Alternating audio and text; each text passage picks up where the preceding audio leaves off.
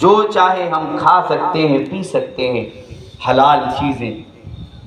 हम जब चाहे सो और उठ सकते हैं, बैठ सकते हैं। कोई भी हम कारोबार जो जायज़ है वो कर सकते हैं, हम आज़ाद। लेकिन हज़रत बिलाल हबशी जो प्यारे आका सल्लल्लाहु अलैहि वसल्लम से बेइंतहा मोहब्बत करने वाले थे, लेकिन ग़ुलाम थे। हमें कोई रोकेगा नहीं, कोई टोकेगा नहीं कि तूने या रसूल अल्लाह क्यों कहा, तूने नबी के नाम पर अपने पैसों को कुर्बान क्यों किया, दुरूद की महफिल में क्यों गया, सलाम क्यों पढ़ा। सलाम पढ़ूंगा, दुरूद पढ़ूंगा, महफिलों में जाएंगा तो मैं तुझे मारूंगा या कत्ल कर डालूंगा, तेरा खाना पीना बंद कर दूंगा, तेरा रास्ता बंद कर दूंगा, तेरे घर की लाइट काट दूंगा, तेरे घर के नल को काट दूंगा। ये कोई कहने वाला नहीं। लेकिन हजरत बिलाल हबशी है, गुलाम है। आका ने कहा उठो तो उठना पड़ेगा, कहा बैठो तो बैठना पड़ेगा, रात भर जागने का हुक्म दिया तो जागना पड़ेगा, कई दिन तक भूखे रखो रहे बोले तो भूखे रहना पड़ेगा। हजरत बिलाल हबशी अपनी मर्जी से कोई नेक काम भी नहीं कर सकते। लेकिन याद रखिए, बिलाल हबशी वो जिसको आज हम शहरे कंदार शरीफ की मस्जिद मोहतसिब में बैठकर उनका नाम ले रहे हैं और सुन रहे हैं, जिनका तज़किरा हम सुन और सुना रहे हैं, वो बिलाल हबशी अभी गुलाम है। गुलाम होने के साथ साथ हमारे प्यारे आका सल्लल्लाहु ताला अलैहि वसल्लम से बेइंतहा मोहब्बत व अकीदत किया करते थे। उसका आका हजरत बिलाल हबशी का मालिक हजरत बिलाल हबशी पर बहुत ज्यादा जुल्म सितम किया करता था। यहां तक कि जब उसके कान में हजरत बिलाल हबशी के ईमान की बात पहुंची तो उमैया ने हजरत बिलाल हबशी पर जुल्म करना शुरू कर दिया। किस तरह का जुल्म आज हमसे बर्दाश्त नहीं हो पाएगा। हम देखेंगे तो वीडियो बनाकर अफसोस के साथ व्हाट्सएप पर, यूट्यूब पर, ट्विटर पर, इंस्टाग्राम पर, फेसबुक पर डालने के लिए तैयार हो जाएंगे। कैसे लोग बेचारे को कैसा मारा। इस तरह का अदाब, इस तरह की तकालीफें, इस तरह की परेशानियां, इस तरह की मुसीबतें हजरत बिलाल हबशी रज़ियल्लाहु ताला अन्हु को दी गई कि हजरत बिलाल हबशी को गरम गरम रेती के ऊपर दोपहर के धूप के गरम धूप के वक्त में बगैर कपड़ों के आंग के बल रेती के ऊपर सुला दिया करते थे और उनके जिस्म पर बड़ा पत्थर रख दिया करते थे। फिर हजरत बिलाल हबशी से पूछते थे, सवाल करते थे, ऐ बिलाल हबशी बता, क्या तू अब भी मोहम्मद अरबी सल्लल्लाहु अलैहि वसल्लम पर ईमान रखता है? क्या तू अल्लाह तबारक व तआला जल्ल मजदहुल करीम को अपना खुदा तस्लीम करता है? उस वक्त हजरत बिलाल हबशी इतनी तकालीफ को, इतनी परेशानियों को झेलने के बाद भी कहा करते थे, अल अहद अल अहद, अल्लाह एक है, अल्लाह की इबादत की करनी चाहिए, उसकी बंदगी करनी चाहिए। और प्यारे आका मोहम्मद सल्लल्लाहु अलैहि वसल्लम उसके रसूल और सच्चे हैं, उनकी बात को भी तस्लीम करना चाहिए। तो सामईन मोहतरम, आज हमारा हाल देखिए, जब घर के बाहर निकलते ना मुसलमान, आज अपने घर के बाहर निकल रहा ईन करे हुए, अच्छे खासे कपड़े, इतर लगाकर, तेल लगाकर, बाला जमाकर, अच्छे जूते पहनकर ऐसे घर से बाहर निकल रहा है कि इन्हीं जामदार का बेटा है, करोड़पति का बेटा है। पूरे शहर को इसके वालिद मोहतरम चलाते हैं। ऐसा आज का मुसलमान अपने घर के बाहर निकल रहा है, और जब उसके घर पर बारिश गिरती है तो पत्थरों में से पानी टपकता है, और अम्मी जान हाथ में प्याली लेकर या भगोना टोकरा लेकर पानी को संभालती है। अम्मी जान घर में उस पानी जो गिर रहा था ना घर में, वो पानी गिरते रहता, अम्मी ऐसा टोकरा लेके बैठती है।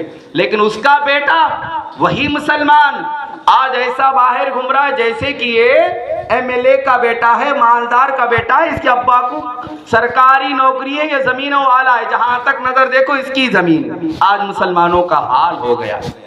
ऐ मुसलमानों समझिए, प्यारे आका सल्लल्लाहु ताला अलैहि वसल्लम अगर हुक्म फरमा देते तो हमारे नबी सल्लल्लाहु अलैहि वसल्लम हुक्म दे दे तो सोने और चांदी के इकट्ठा होकर पहाड़ बन जाते, और प्यारे आका सल्लल्लाहु अलैहि वसल्लम के पीछे पीछे चल सकते। खाली हुक्म दे देते, सोना आजा, चांदी आजा, हीरे जवाहरात आजा, ढेर लग जाता। लेकिन हमारे प्यारे आका सल्लल्लाहु अलैहि वसल्लम ने कभी ऐसी जिंदगी बसर नहीं की।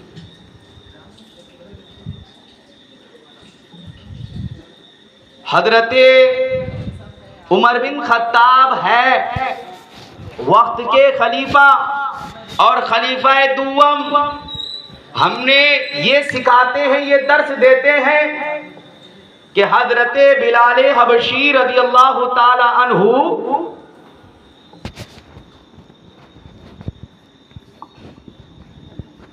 और हजरते उमर बिन खत्ताब रज़ियल्लाहु ताला अन्हु, ये दो एक दूसरे के मुकाबिल हो गए। हजरते बिलाल हबशी गुलाम और हजरते उमर बिन खत्ताब खलीफा वक्त हो गए। लेकिन याद रखिए, हजरते उमर बिन खत्ताब खलीफा वक्त होने के बावजूद इस्लाम को गलबा मिल गया। हजरत उमर बिन खत्ताब जब चाहे जितनी चाहे दौलत निकाल कर उड़ा सकते, जितनी चाहे अपनी मर्जी से तनख्वाह मुकर्रर कर सकते, माल को खा सकते थे। लेकिन हजरत उमर बिन खत्ताब रज़ियल्लाहु ताला अन्हु ने कभी मुसलमानों के पैसे को हाथ नहीं लगाया, बल्कि खुद मेहनत और मजदूरी किया करते थे और उसके पैसों से अपने घर को चलाया करते थे। ऐ मुसलमानों, अपने किरदार को संभालो। आज मुसलमानों को देखें तो होटलों में बैठा हुआ, आज मुसलमानों को देखें तो चौरस्तों पर चबूतरों पर बैठे हुए, तालाब के अपने खंदार में तालाब के कट्टों को पकड़ कर बैठे। क्या है? कुछ भी नहीं, दिल नहीं लग रहा था, टाइम पास करने के लिए आ गए। अब वहां बैठकर क्या कर रहे हैं? कोई किसी लड़की से गुनाह करते हुए बात कर रहा है, कोई अपने मोबाइल को निकालता है, गेम करना शुरू कर देता है, कोई आता है फला मैच पर सट्टा लगाना शुरू कर देता है, कोई आता है आने के बाद गाने बजाने शुरू कर देता है, कोई फिल्में सुनना शुरू कर देता है, कोई हंसी मजाक करना शुरू कर देता है। ऐ मुसलमानों बताओ, क्या अल्लाह ताला हमसे यही चाहता है कि हम ये काम करें? थोड़ा सोचो, क्या अल्लाह तबारक व तआला जल्ला मजदहुल करीम हमसे ये चाहता है कि हम उसको नाराज करें? बताओ, कोई माँ अपने बेटे की तकलीफ को बर्दाश्त कर सकती है?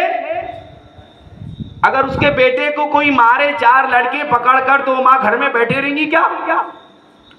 आज लग गई और बेटा चल रहा, माँ बैठे वाले रहेंगी क्या? हाँ, बाहर गोलियां चल रहे, तलवारें चल रहे, माँ बेटे को बाहर जाने देंगी क्या? नहीं। ऐ मुसलमानों समझो और अपने जहन में बिठाओ, हमारा रब, हम सबका खालिक, हम सबका मालिक, वो अल्लाह ताला जो हमें रिस्क दे रहा है, वो अल्लाह ताला जो हमें पाल रहा है, वो रब्बे कायनात जो हमें बीमारियों से शिफा दे रहा है, वो रब्बे कायनात हमें इज्जतें दे रहा है, वो रब्बे कायनात जो हमें हर चीज, हर नेमत अता कर रहा है, वो रब्बे कायनात 70 माहों से ज्यादा हर मुसलमान, हर मोमिन पर मेहरबान है। तो बताओ, वो अल्लाह तबारक व तआला कब चाहेगा कि मेरा बंदा गुनाह करके, नमाजें नहीं पढ़ के, रोज़ा नहीं रख कर, मोबाइल चला कर, गाने बजाने का शौक कर कर और होटलों में, चबूतरों पर, तालाब के कट्टों पर, चौरास्तों पर बैठकर अपनी ज़िंदगी को बर्बाद करे। बिल्कुल अल्लाह तबारक व ताला ये नहीं चाहता है। अल्लाह ताला क्या चाहता है? वमा खलक़तुल जिन्ना वल इंसा इल्ला लियअबुदून। कुरान करीम फरमाता है कि अल्लाह तबारक व ताला सिर्फ इंसानों से और जिन्नों से उसकी इबादत चाहता है, उसकी बंदगी चाहता है, ताकि बंदा, मुसलमान, इंसान, जिन अल्लाह ताला की इबादत और रियाजत करके, प्यारे आका सल्लल्लाहु अलैहि वसल्लम की इताअत करके, जो आला घर, जो इंसान ख्वाब में भी नहीं सो सकता, उस घर की ईंटें सोने की बनी हुई, हीरे जवाहरात से, गोल्डन से उसको सजाया गया, मोतियों के याकूत का जिसको गारा बना के बनाया गया, ऐसा महल जिसके सामने से अच्छी नहरें जाती हो, जिसमें ठंडा पानी भी हो, मीठा पानी भी हो, दूध से ज्यादा सफेद भी हो, ऐसा महल, ऐसा घर जिसको हम लोग जन्नत कहते हैं, रब्बे कायनात ने हम मुसलमानों के लिए बनाया है, ताकि मुसलमान यहाँ पर इबादत और रियाजत करके, प्यारे आका सल्लल्लाहु अलैहि वसल्लम की इताअत करके उस घर में जाएं और अल्लाह तबारक व ताला जल्ल मजदहुल करीम की नेमत का मज़ा उठाए।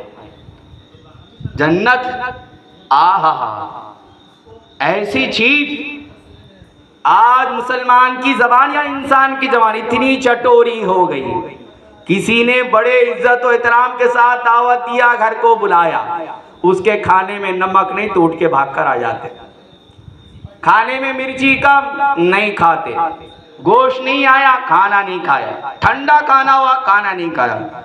ऐ मुसलमानों, जब दुनिया का ये खाना हमें पसंद नहीं तो सोचो कब्र की मंजिलात में हमें क्या खाने को मिलेगा और हम वहाँ पर क्या खाएंगे, हमारे ज़बान को क्या मज़ा देंगे। ऐ मुसलमानों, ज़रा सोचो तो, वो ज़िंदगी जो जन्नत की कई हज़ारों साल की, कई लाखों करोड़ों साल की होगी, उसमें हम कैसे ज़िंदगी बसर कर पाएंगे। आज लाइट चले जाती है, पंखा बंद हो जाता है, सोना मुश्किल हो जाता है, सो पाते ही कब बोलो, कितनी भी गहरी नींद में रह दो, पंखा बंद हुआ उठ के बैठ गए, लाइट गई, परेशान हो गए, मोबाइल लिया, मोबाइल चलाना शुरू कर दिया। तो बताओ, आज तक तुमने किसी कब्र के अंदर पंखा देखा क्या? और जहन्नम के बारे में तो सुना आपने, कैसी आग होगी, कैसी आग, अल्लाहु अकबर। दुनिया की आग जन्नत के 7 पानियों से धोकर आई है। हम काड़ी की डब्बी लेकर जब जलाते हैं, वो जलते जलते लकड़ी हमारे उंगलियों को, अंगूठे को लगती है, छुड़का लगता है तो चिलबिला उठते, गुस्सा आ जाता है।